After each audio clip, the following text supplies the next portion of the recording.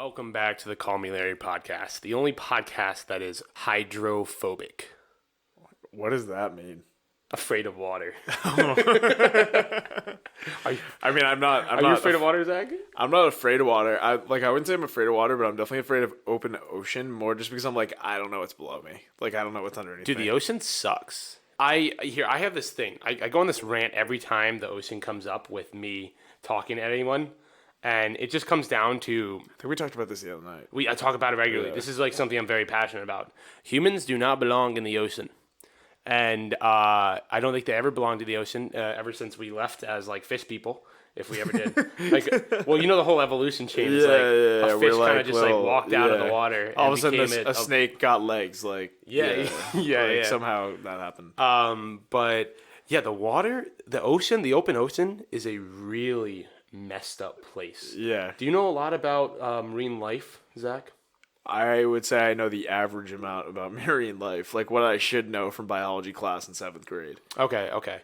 So, I grew up by water. Specifically, I had a house in my family that was in Florida, right? And it was on the water in the Gulf of Mexico. It was directly in the water, right? Like the backyard went right to the water. Yes. So, I had a lot of experience with just nature in the ocean, right? Because it's outside my door whenever I'm living on this property. Yeah. The ocean is such a brutal place.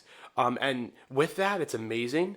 But everything I see off my dock, I'm like, this is not for me. This is not, the people don't belong in this area. Bro, your mom was telling a funny story the other day about how you guys were feeding, I don't know how old you were, but you guys were feeding, herons. You're feeding herons fish.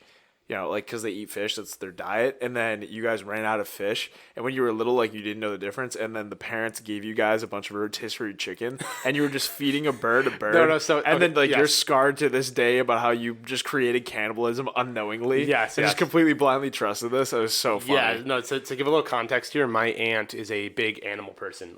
She used to be, what was the princess from... the Disney movies that has all the animals come to her. I think it's Snow White, right? Yeah, I think it's Snow White. But so she's like a human version of Snow White, where on her property she would always leave a bunch of food out every morning and have deer, rabbits, skunks, just raccoons, wildlife all come and eat food together. And she would watch this happen. And she would just watch. She would leave it out, and every morning these animals would come because she would feed them every morning. That's cool. So she's just and she's all about giving to nature and stuff. And which is totally cool. That's her life. She's a cat lady. She has 6 cats, right? She just really loves animals, right? Yeah. So in Florida, she was down there with us, and she liked to feed the herons with us, the birds. The little birds with the long necks that kind of like cranes. They're called herons. Yeah. And so what she would do is she would fish. She just really enjoyed feeding the birds fish. Sure, that was her thing. She liked to give them food. And sometimes she wouldn't catch any fish. So what she did, and this is completely of her own volition, was she used to like to go to the grocery store and just buy a bunch of raw chicken. It was raw? Okay. Oh, it was raw chicken. And so then she would come and she would have all the herons come to her and she would feed them slices of raw chicken. God. And they loved it. But as a little kid, little Jason, toddler Jason's running around. Yeah. She's like, oh, you want to feed the birds? I'm like, hell yeah, I want to feed the birds.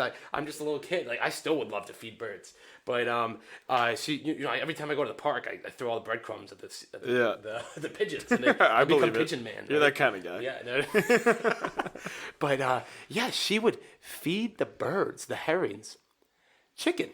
And it never really clicked with me. First off, I didn't find out chicken was chicken. Chicken was made from chickens until I was 10. Wait, back up. You didn't know that the food called chicken wasn't from... you didn't associate that with the bird I never chicken? Did. Same with steak. I didn't know steak was a cow or beef. Beef was a cow. Do you know what you thought it was from? Do you remember? Well, here's the thing. My food was always fed to me in dino nugget form. I never... It was all I didn't cut connect. I didn't connect the Stegosaurus with a chicken. Yeah. Right? Okay. And even though I was eating chicken, it's it was dino nuggies to me. Right, so I found out that first off, chicken was chicken, and that was a hit. That was a blow. I became vegetarian for a year. I mean, dino nuggets don't exactly look like the bird, so I could see how you would misconstrue. Exactly. Yeah, that makes sense. Exactly. As a child, but that hit me hard. I didn't eat meat for a year when I first found out that cow was beef and chicken was chicken. The funny one is, okay, I understand the cow and beef, but not understanding the fact that chicken is made from chicken. Yeah, that one was a shortcoming in my little Jason I mean, mind. dude, I don't even know if chicken nuggets are actually made from chicken. I know it's like basically blended up bird. Yeah, but they might as well be like. We're losing every single vegan that listens to this podcast right now. This is horrible. Wait, not to get off track, but I had this thing when I was little. I don't know why, but I must have been like 6 maybe. Or probably younger actually, like probably like 3 or 4. And when I would learn a new word, I would just repeat it over and over and over again, like to an annoying amount. And one of the words I ended up latching onto was chicken. And my parents got so annoyed. They were like, I would just be like, chicken, chicken, chicken, like just a little pain in the ass. Yeah. My dad's like, if you can't spell it, you can't say it. And then I didn't know how to spell it.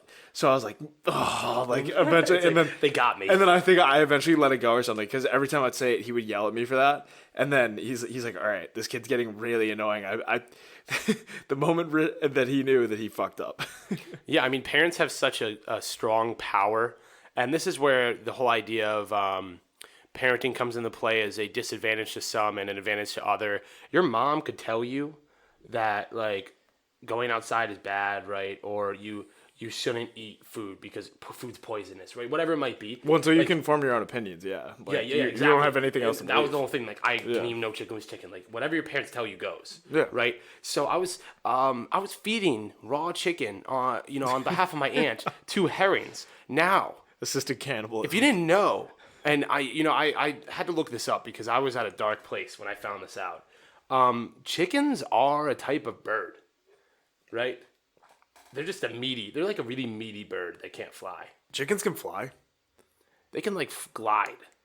I'll be honest, I've never seen like a chicken. Actually, that's completely untrue. My neighbors have chickens that they get loose all the time, but I never do see them fly. They just like, they try. They try. They definitely, there's not a lack of effort. I think they're definitely capable of flight. They're like turkeys. Like they can go like 15 feet and then they set back That's down. a glide. Yeah. But so we were feeding raw bird to another bird. And I realized that's kind of messed up. I mean, we were creating like a cannibalistic herring group. yeah, like a bird that's addicted to eating birds. I don't want any more of that salmon shit. I need that chicken. Give me the bird, man. But the other messed up part of that is that like these birds are probably like, wow, this is a good fish.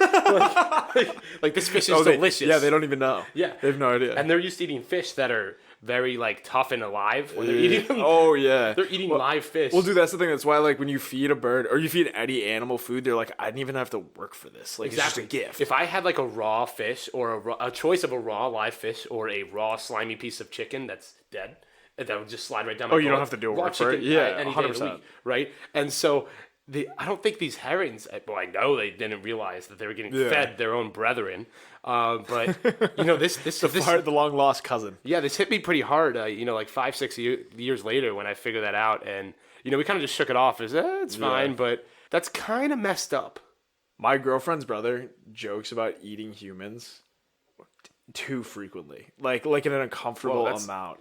I don't joke about that. That's like, no, it's weird, dude. Like he's just like, I don't see the problem with it. And the thing is, I think he's joking. Like I'm pretty confident, but he says it with a dead straight face.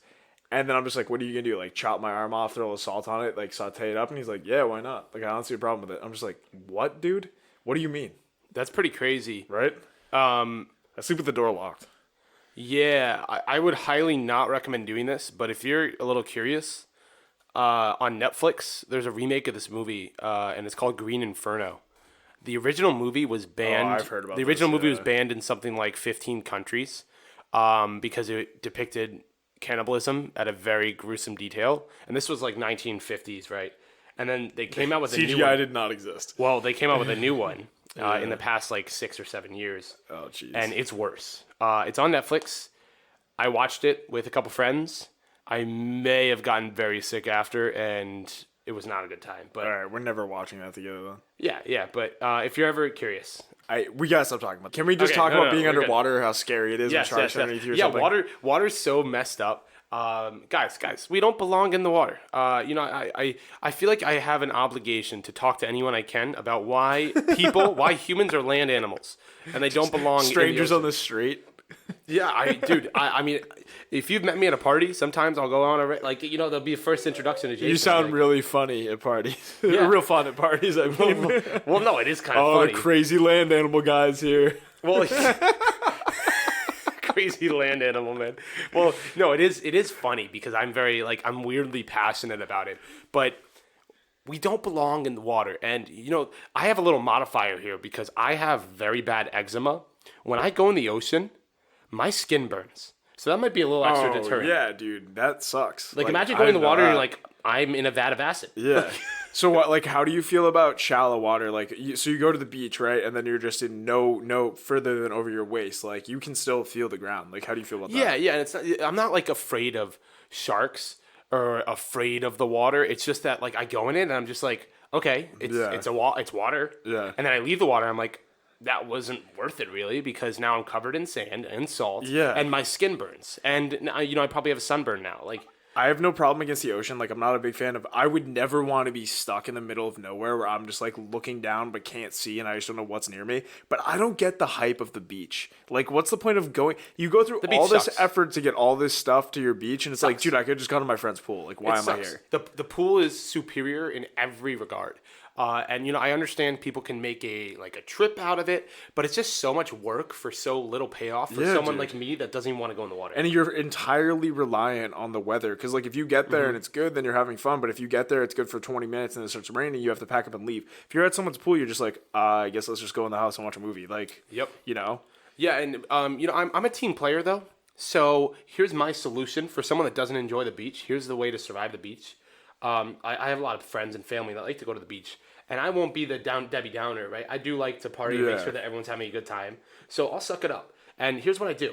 I make sure I get an umbrella, right? And a cooler with at least like 6 beers in it, ice cold, right? And I'll be happy to chill at the beach if I'm not in the sun and I'm not in the water and I can stay cool and just enjoy some alcohol. That makes up for the beach. Yeah. The whole it's more of me going, I'm venturing away from my house to go drink. It's like you know what I'm saying? It's the Corona on the beach kind of vibe. Yeah. I can do that, and that's where I can be a team player. I should put an asterisk against my I don't get the beach because I will say that I don't get the beach when you just go to lie there, read a book, and like tan or maybe take a nap. Like I could have done that in my house. But when you go and just play cornhole or you play, you're partying, it's like Darty style with your friends. That is a lot of fun. So I'll say still a lot of work, but it's a lot of fun. But it comes down to you don't need to do it at the beach. And you could have done it in anybody's backyard. The water just it's not fun. And the other side of the whole ocean is, I'm very familiar with the food chain in the water because I'm a regular fisher. Do you understand how the food chain and the ecosystem works in the ocean? Bigger fish eat smaller fish, I'm gonna assume. Yeah, but to the nth degree, it's nonstop. No fish, no creature in the ocean is ever safe, always endangered, and every second in every area wherever you are. Yeah. If you're even in the ocean, just on the beach, there is fish getting eaten by fish. Everything dies. Well, I've often thought if I were to, how it's if you were a fish, what kind of fish you would be? I say killer whale every single time. Killer whale's the only option. It's the alpha predator. Yeah, and you look at there's videos online of killer whales abusing sharks. Sharks, dude. And it's really messed up because the sharks don't even go after the killer whales. They don't like the killer whales. They know the killer whales are dangerous, and the killer whales don't go after the sharks. They don't want to eat the sharks. They just encounter them. They just encounter them and then they mess with them. Yeah. Because the sharks are very easily taken advantage of because they need to keep swimming to breathe. Yep. Right? And they're also easily stunned, or if they're disoriented, they can't swim and they can't breathe. Well, the thing that you're leaving out there too is in the videos that you're talking about is that killer whales operate as a pack, or it's called a pod, but they operate as a unit, right? So there's multiple. Oh yeah, they're team whereas the sharks are just lone wolf, they're chilling, they're just operating on their own out in the middle of the ocean. And then the killer whales are just bigger, faster, stronger, in every single way. They are apex predator, and I would choose a killer whale, but even that ocean, the problem is that we still don't even know what's in it. Dude, no, the outer space is mapped more than the ocean. Yeah. Our own planet is not mapped as much as what we don't even the Mariana Trench, going down there is the equivalent of going to space. Isn't that 7 miles or something? Deep? I don't know. It's crazy. It's deep. It's real deep. Oh, yeah. But the things that live down there are straight up aliens. They're aliens. I mean, that's probably where they're from. The inverted Earth theory. Oh shit! Does that Have coincide you heard with this? the flat Earth theory? No, so I I gotta. mean, I think I have a vibe of what it is, but please explain. I'll explain it. So like this is not research whatsoever. I'm actually referencing another podcast, the Misfits podcast, where they talked about like flat Earth theory and stuff like that. Where Okay. like I'm a believer that the Earth is round and then there's outer space, like just the normal hypothesis. But there's an This- argument. There's an argument for everything. Yeah, this one was funny. Was that on that podcast I was listening to it, and they were talking about flat Earth theory and like how that works, and then one of the guys came up with the inverted Earth theory, where it's like we're inside the center of a sphere instead of being on the exterior of a sphere. So every time you take like a flight or theoretically venture into outer space, you're just going deeper into the center of the sphere, and like I don't know how else to explain it. Like basically you're just venturing like deeper in and it's just never ending. So basically like we're on the exterior of the sphere where we're sitting here on Earth, and then as you venture inward, it's just emptiness. An inverted sphere. That's Yeah. such a weird thing to imagine. I think I get it, but I also don't get it. But it sounds interesting. I was thinking that all life started on Earth and has gone outward. Have you ever thought about reliving high school? And if so, what you would change, if anything? I mean, I've definitely thought about it for sure. Like, you know how someone's like, if you could relive your life knowing what you know now, and then you have the whole conversation about maturity Let's say and stuff. Like, let's not say all of high school because a lot of it was BS. Let's say senior year. oh geez. See, I would have wanted Just to senior year. I would have wanted to redo like high school and middle school and like worked out more and like worked harder at sports and stuff to make the varsity teams. I think that would have been my go-to. Senior year, I wouldn't change much. Like, I think I would have been in the same spot that I'm in now if I'd gone to Harvard versus like where we went to school. I also wouldn't have this podcast because I never would have met you. So True. slacking off in high school helped me. Yeah, everything happens for a reason, right? Yeah, facts. Yeah. For me, something I've been thinking about, and maybe it's been sparked by the pickup in the amount of online or sports and streaming, and just being at home a lot. So like the only forms of entertainment have been sports for me. I was on varsity for football my senior year. I feel like I would like die to relive that. Like I would love to relive my senior year high school career, because thinking back, I didn't really grasp at the time, and I was told this regularly. I was told it regularly, but I didn't grasp at the time that it's like you have 3 months of this, and you're never gonna. In my case, at least, you're never gonna pick up a football again. Like from a sense of like playing competitive, pads on, all out, dude. I wish I could go back and just ball out, like focus and be like, okay, actually. Football is pretty dope. Like being able to go out here, and if I went full effort all the time, I would destroy kids. But I was always like reserved and like, whatever. Like that was just me personally. I feel like if I went back, especially with my brain and strategy now of being someone that's learned more about the game and learned more about life in general and working out and all of that, I feel like I would absolutely dominate. Dude, I could probably if you started me off around 7th grade and just knowing what I know now and then letting me go all the way through senior year, like understanding what I definitely think I could go pro, because I was an elite hockey player when I was younger, and then I ran into some like health issues and just like personal problems when I was going through like the end of middle school and like bullying and stuff, and then into high school, and I completely lost all my like progression, and then everyone else caught up to me. So that's why I would want to start it off there and go. But something that you just said, and like I saw this on TikTok a while ago too, when someone made whatever, like on the feed page or whatever it's called, was that you know how you're in high school or you're at practice and you're like, oh, this sucks. I just can't wait to go home and play video games or something like that. Or especially when you just don't want to be there. Especially when you're getting worked, like you have to do sprints and stuff, whatever. This TikTok was saying basically like anytime you put on that uniform or that like equipment and stuff like that, like you're getting closer to the end of you actually playing that sport. And so while I still play hockey now, just in a beer league, like I miss so much. Just like I'm looking back and I'm like, wow, the practices were actually like a lot of fun, and like I was working and like getting better, but I'll never do that again aside from like the random games I have every now and then. Yeah, I think for me, I just I took that mentality like you're just explaining, where it's like I'd rather be doing something else. And when you're in like high school, you just don't have a lot of experience, so all of your kind of goals and insights are very front and center, right? But going back into into that situation with the blinders off, I would have loved to play football again and just rail kids. Like because I didn't care that much about the game, and I was just kind of, again, going through the motions for a lot of my time I played that sport. Yeah. If I went back and like tried, I could have just absolutely like I don't want to go pro or anything, but just really dominate people. Yeah. Like just win. And then we were a good team, right? Yeah. But it's like just the level of play that I could have played at if I really understood what I was getting into. What I was missing out on, and you probably had your coaches say that. They're like, you guys, this is your last year. You're not going to do this again. Make the most out of it. All their hype talks, but you're just like, it doesn't hit you the same. It doesn't hit you the same until you've already lost out on it. Yeah, and maybe that's why those high school coaches are so like hype and like fired up in all of those locker room talks. It's like, this is your chance, because they're trying to relive what they missed out on. Yeah, and they're trying to like, that's what I would do if I was a coach right now. I would want to fire up my kids. I'd be, guys, you don't understand. You're gonna miss this. Like, make the most out of it. 100%. Like, I remember the senior game for varsity lacrosse and for varsity soccer. Like, my parents being there, I feel like I didn't value it that much. I was like, oh, this is just any other game. Like, we're doing like a ceremony, whatever. Like, it's a little bit different, but it's, all eyes on the game, we got to win, right? And now I look back on it, I'm like, wow, they were trying to commemorate the fact that it's like, you're not going to be playing this much longer. Like, you're about to go to college and like live your life and go on.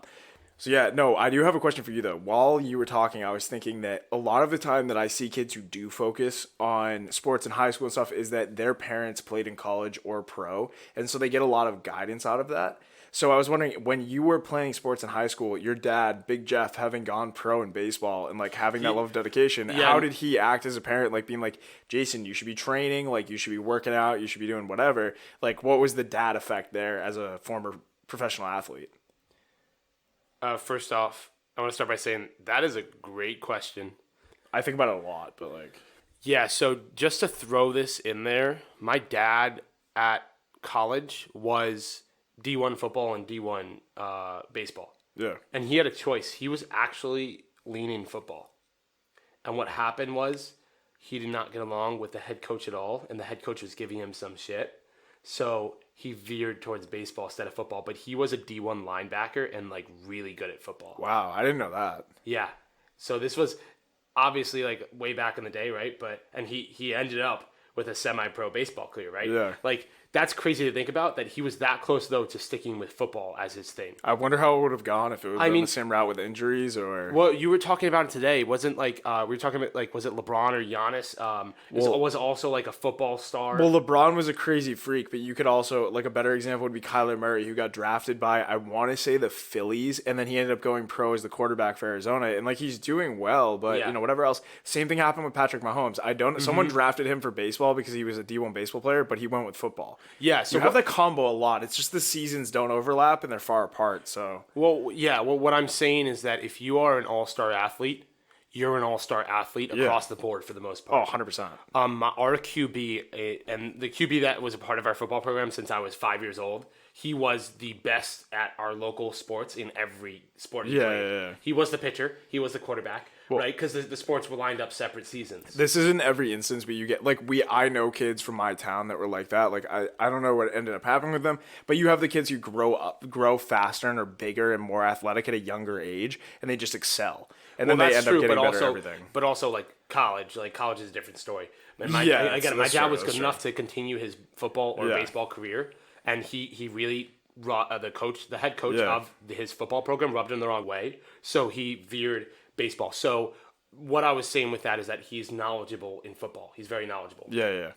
So I actually have a couple funny stories around him and I as I progressed through my football career. Me personally, I was always an overweight kid. And I went in the... I love the awkward pictures in your house. Dude, everybody has them, but they're great. My skin tone, if you could choose, is like the whitest white there is. It's like paper white. Dude, you're almost see-through. Yeah. Like, yeah. I think I was a little a little sweaty, but definitely see-through. I think I was a little transparent, and I was a little overweight. By a little, I mean like a decent amount. I was a chubby kid. I was the same way when I was in middle school. So I could never play in football because there was weight limits with all the lower classes, and if you're over the weight limit, you can never play in a game. Really? Yeah. We had a kid in eighth. So I ended up going to a prep school for middle school and high school. That's just like a private like college preparatory school for those that haven't heard that term before. And we had this kid who was like, dude, he was literally 6'5" and weighed easily 250, probably more pounds in 8th grade. And he showed up to the first game.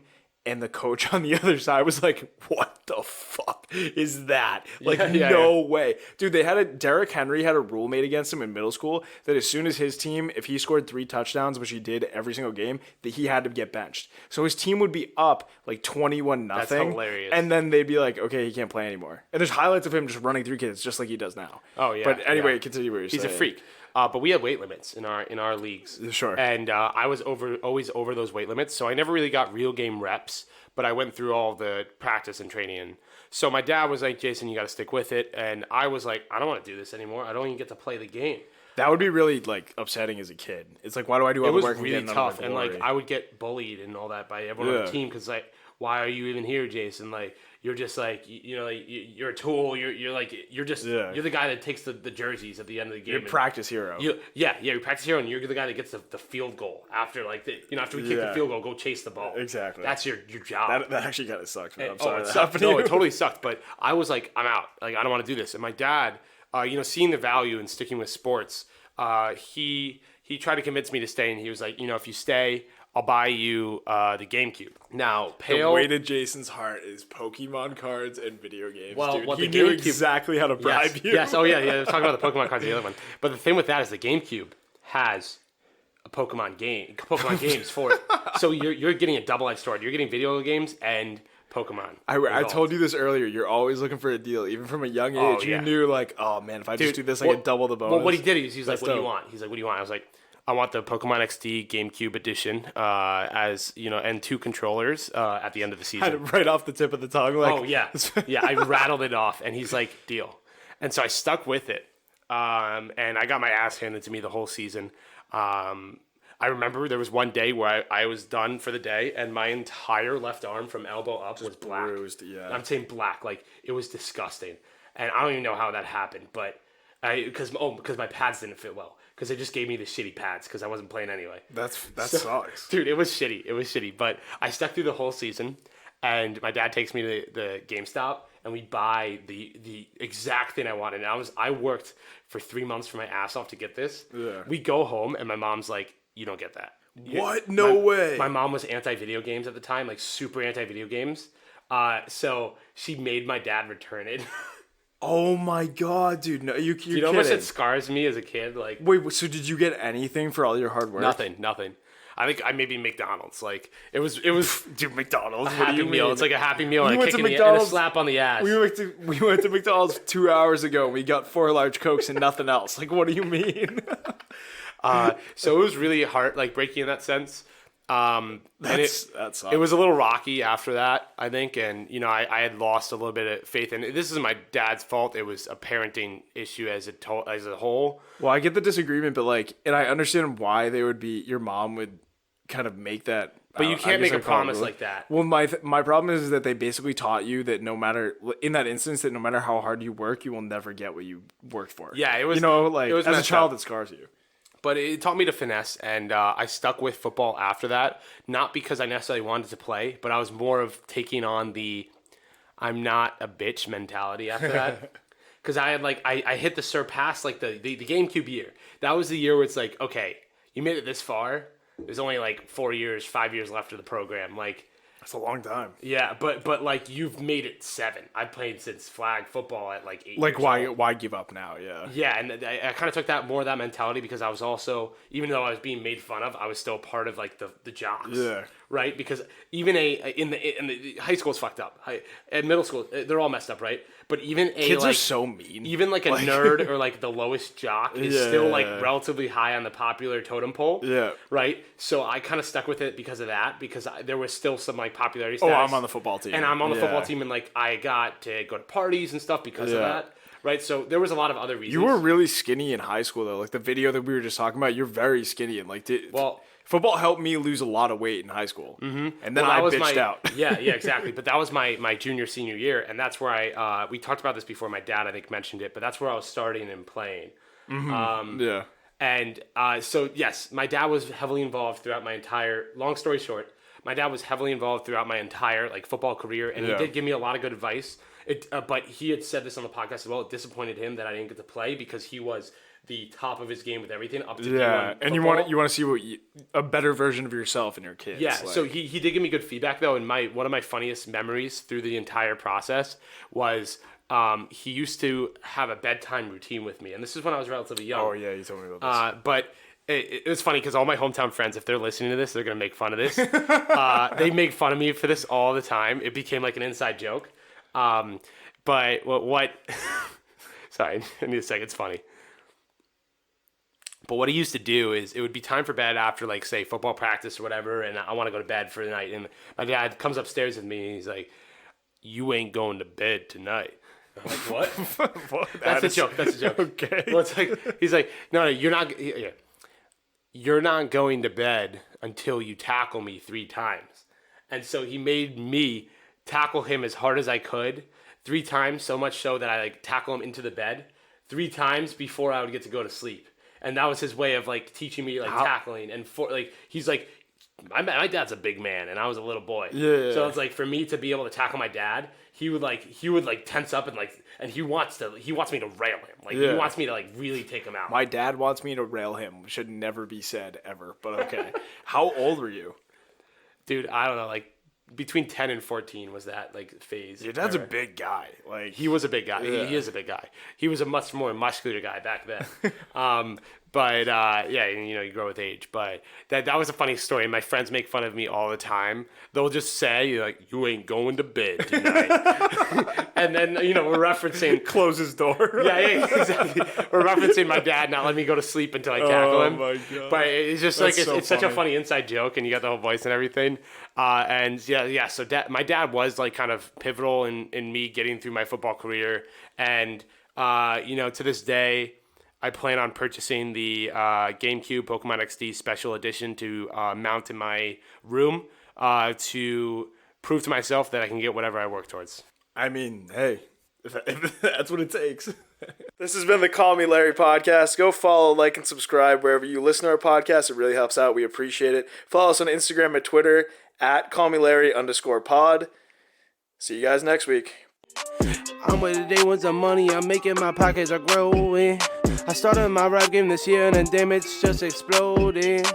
I had to get my rap game straight in motion.